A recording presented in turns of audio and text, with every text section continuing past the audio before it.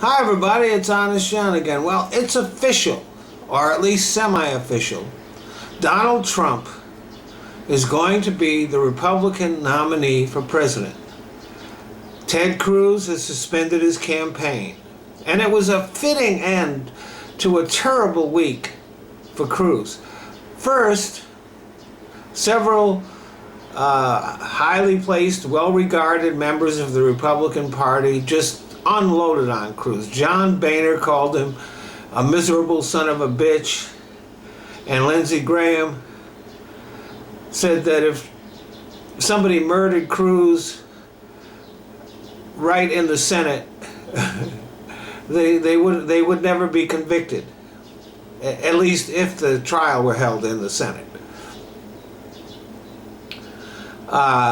He then had an encounter with some people from Indiana who told him, Indiana doesn't want you, go away. And which was borne out by the fact that Cruz got absolutely trounced in that state which was his last hope. And then the National Enquirer, of course, America's #1 news source, published a picture that supposedly shows Ted's father, Rafael Cruz, with Lee Harvey Oswald, which gave Donald Trump the opportunity to accuse him of being involved in the assassination of JFK. So you had Cruz red-faced, angry, and just blubbering about Trump as the day of the primary, and then suspending his campaign at the end of the day. So it was only fitting that what started off as a clown car with 17 candidates has come to an end with the political equivalent of a pie fight. Now, I do have to mention that John Kasich has not dropped out of the race. But since he never was in the race, that really doesn't matter.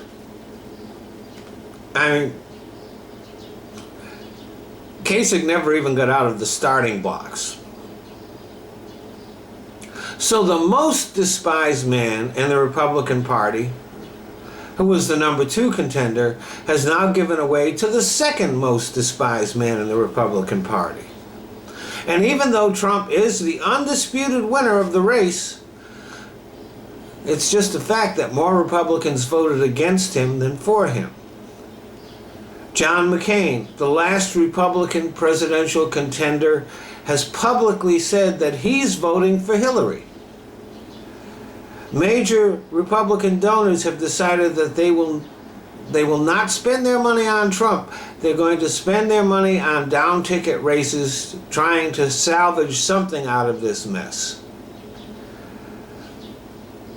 And all of a sudden, there are a bunch of prominent Republicans that have decided not to attend the convention in Cleveland. And even in the states where delegates have not yet been chosen to go to the convention, several prominent Republicans in those states have pulled their names from the ballot. They don't even want to be delegates.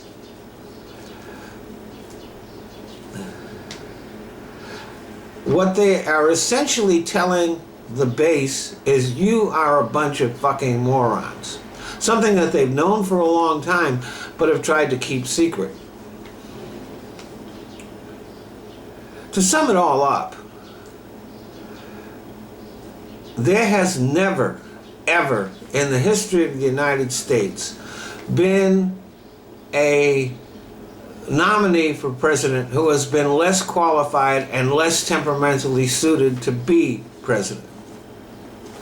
And as for Trump himself, well, he's not running for president because he loves his country. He's running for president because he loves himself. Thanks for listening.